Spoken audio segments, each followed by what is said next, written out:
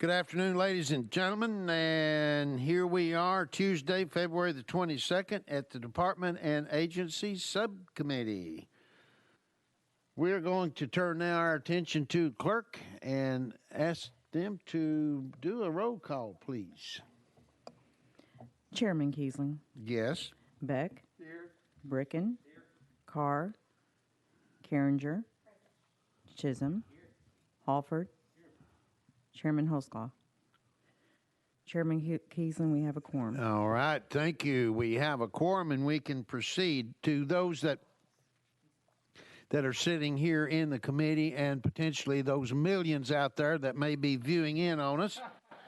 We are awaiting the arrival of chairman, although we will begin to proceed on our calendar. We'll go to, but before, let me, committee members, do any of you all have any personal orders or recognitions that you would like to make at this time? I see none, I hear none, so let us proceed. Item number 1, House Bill 2182. That is by, yes, Chairman Farmer, would you please make your way through the thousands of people there and come right on up here? You're recognized, sir. We got a motion and a second. You're recognized, sir. Thank you, Mr. Chairman and committee members. And I will say this, Chairman Kiesling is a lot easier to look at than Chairman Holsclaw. Yeah. Oh, I'm blushing, I'm sure. I'm just hoping to squeeze this bill through here. For those of you who are watching on the TV, go. Thank you, sir. You may proceed. And thank you, Mr. Chairman and members. And I'm carrying this bill. Leader Lambert has got a lot of trust in me. Hopefully, I can pass this piece of legislation. This is a bill brought to administration by the Department of Revenue. And what this does allows taxpayers who sell alcoholic beverages to licensed wholesalers. It's going to allow them not to have to report on a monthly basis. The Department of Revenue says, hey, look, we're not using this information. If we need it, we can ask for it. So it does allow those taxpayers not to have to report on that information. Good explanation. Do we have any questions to the sponsor? We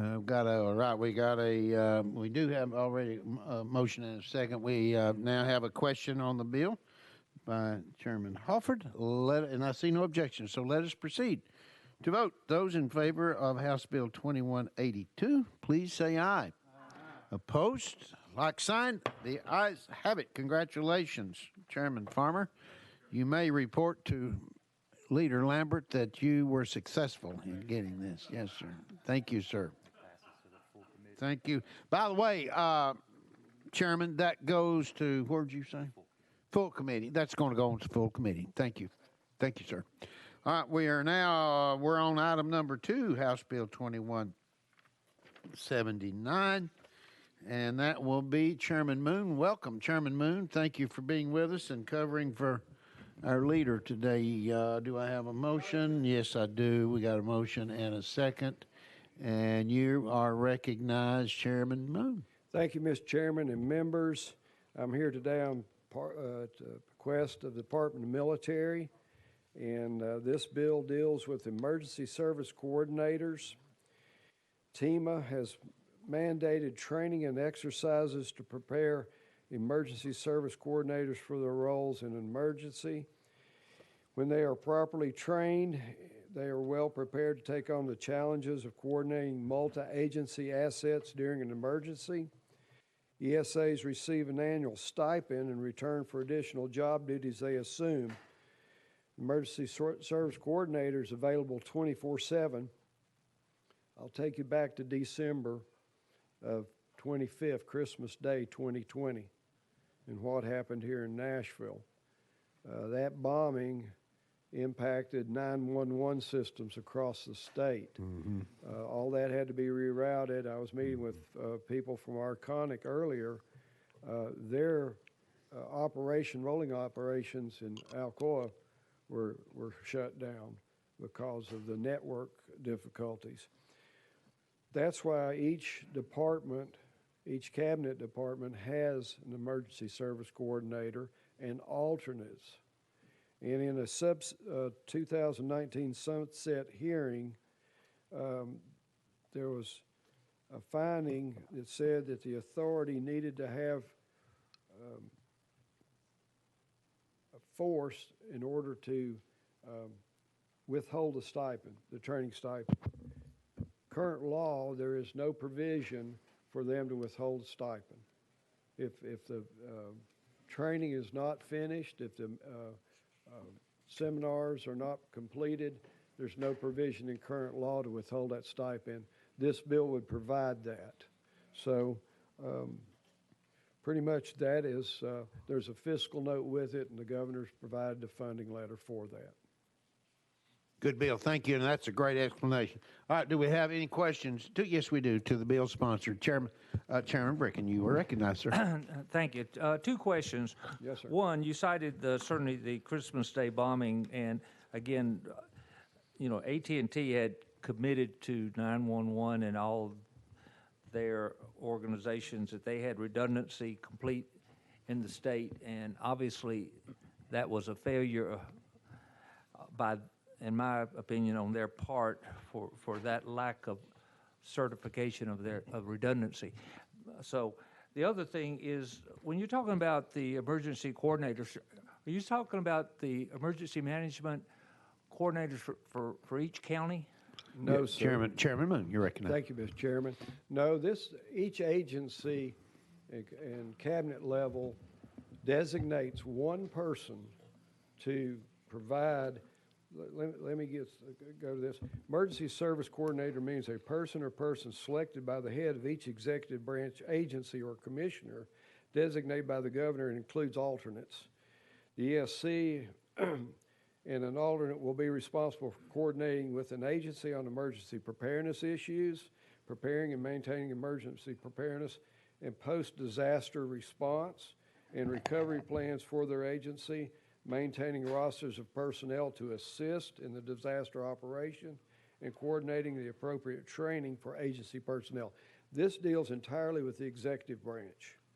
And we had a CSX derailment in Blount County where an axle on a car broke and there was a tank rupture. And when our local person contacted TEMA about it, they sent an Army unit, a guard unit in to do air monitoring. And we were very fortunate. It was an overcast day. It was high humidity.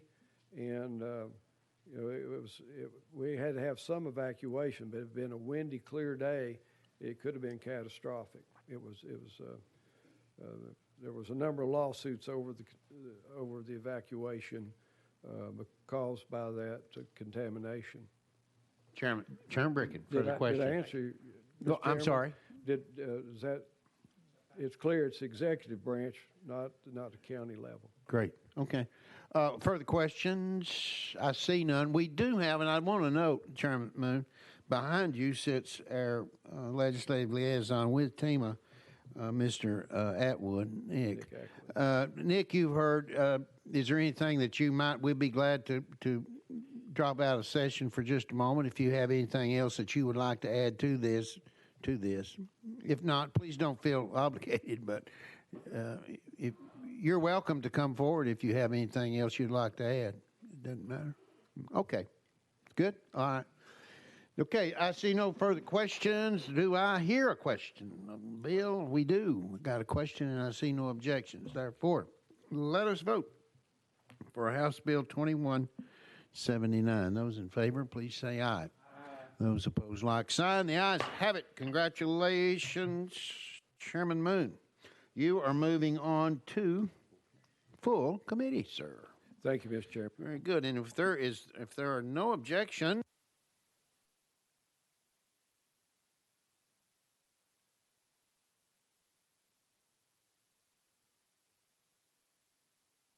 to our chairman, Chairman Holsclaw. You're up.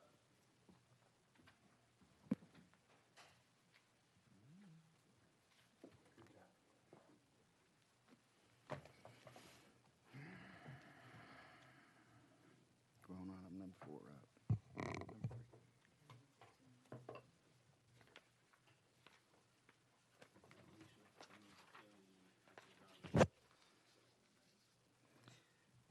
Okay, We're back in session, and we're on item number 3, which is HB 2169 by Lambert, and looks like Powers. You don't look like spiky hair. I don't. Yeah, no, we don't look anything alike.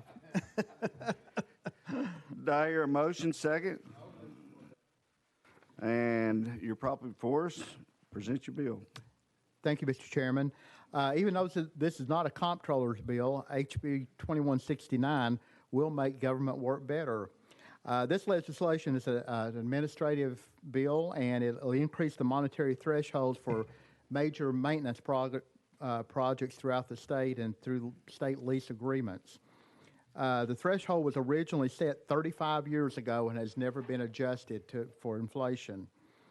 And this legislation would raise the current major maintenance threshold from $100,000 to $250,000, which is approximately what the threshold would be if it had been adjusted for inflation over the past 35 years. And it'll also contribute to the reduction of deferred maintenance, because right now everything has to go through the state building commission if it's over $100,000. This legislation would also increase the current lease threshold of $150,000 to $250,000. That increase would bring the number of leases needed and go through the state building commission pre-approval back to approximately what it was 10 years ago. And with that, Mr. Chairman, I renew my motion. Well, I'll be the first to comment on it. Sure. I think it's a great bill and it's much needed. It'll streamline things and save some paperwork. Other committee members have questions, comments? You are recognized, Representative Beck. Thank you very much, Mr. Chairman. And Chairman Powers, how does this change the bidding process, or does it change the bidding process when we're going from 100,000 to 250,000 now? Is the bidding process the same? Does it change? Can you explain that to me? Yeah, it's not really going to change. You know, right now it's just if it's over that 100,000, it just has to go through the state building commission. And now if it goes over that 250,000, it would still have to go through the state building commission. But as far as the bidding process, it doesn't really affect it. Very good. Thank you so much. Question has been called without objection. We're voting. I'm over at the other page. House Bill 2169. Those in favor say aye. Aye. Opposed? Bill moves on to full. Thank you, Mr. Chairman. Thank you, committee. Item number 4 on the list is 2170. And it's not spiky hair again. Not today. Representative Russell, you are recognized. I hear a motion and a second. No amendments. You are good to go. Thank you, Mr. Chairman and committee. This legislation is an administrative bill.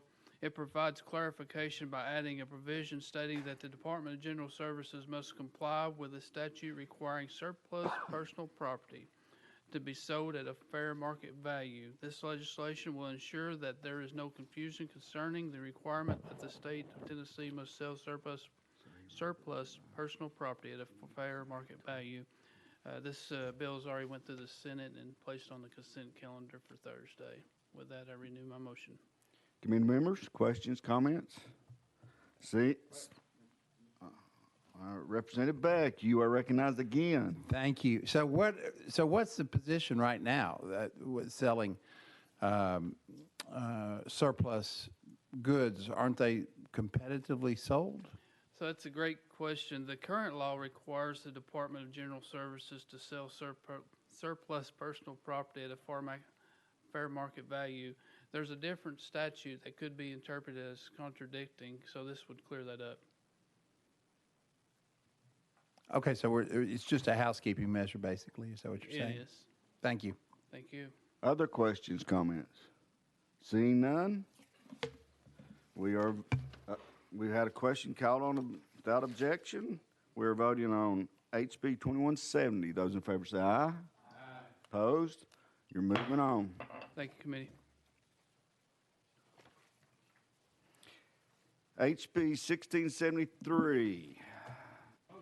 Got a motion and a second. We're probably looking at the sharpest dressed legislator in the building today.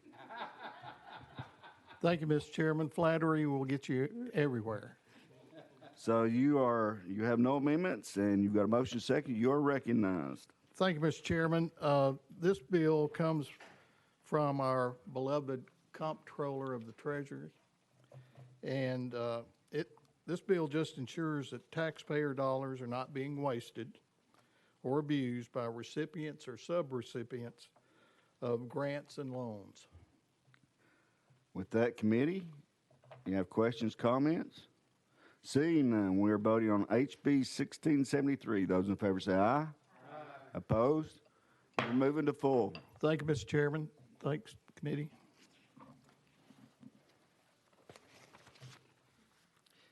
Item number 6, HB 2387, has been rolled 2 weeks. HB 1994, rolled 2 weeks.